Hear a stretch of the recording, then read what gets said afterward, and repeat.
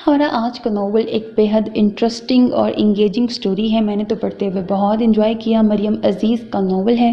थोड़ा सा novel genre अगर मैं आपको बता दूं तो मून और ऑन ये दोनों चचा भतीजे होते हैं। दोनों में एज गैप सिर्फ 3 सालों का होता है और यूँ उनकी बहुत फ्रेंडशिप होती है। दोनों की ही नेचर बहुत शरारती, नोक झोंक, पंगे शंगे लेने वाली होती है। हर टाइम शुगल मस्ती करना इनकी हॉबी होता है। इन दोनों में से एक ज़्यादा ही नोटी है।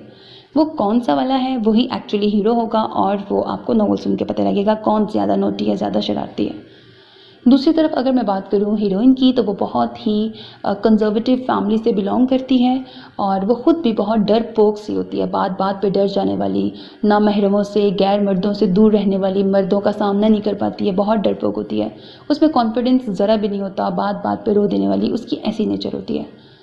अब होता यह है कि वो पढ़ाई के सिलसिले में किसी दूसरे शहर आके हॉस्टल में रह रही होती है। वहाँ उसकी दोस्ती गज़ल से होती है।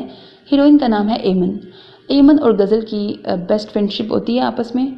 और अब उनका जिस हॉस्टल में वो रहते हैं ना वहाँ पर रेड पड़ती है, 2-3 केसेस बनते हैं और यूँ उनका हॉस्टल काफ़ी बदनाम हो जाता है। इमरजेंसी बेसिस पर वो हॉस्टल चेंज करके कहीं पर एक रूम किराए पे ढूंढना चाह रही होती हैं और यूँ किस तरह वो हीरो के घर पर एनेक्सी में रहने के लिए आती हैं, रेंट पर वो लेती हैं।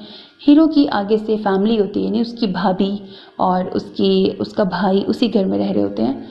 और फिर किस तरह से हीरोइन जो है वहाँ पे रहेगी, इनका किस तरह आमना सामना होता है, हीरो कैसे उसको तंग करता है, जिज करता है, हीरोइन किस तरह से इरिटेट होती है, फिर इन लोगों में किस तरह से मिसअंडरस्टैंडिंग आती है, डेवलप होती है और हेट टू लव किस तरह से कन्वर्ट होगा।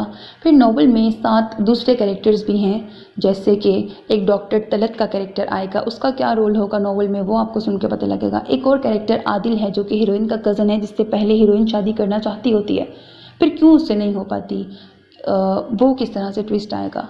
हीरो और हीरोइन की हैप्पी एंडिंग है। नॉवल बेहद इंटरेस्टिंग है, यकीनन आपको बहुत पसंद आएगा, बहुत इंजॉय करेंगे।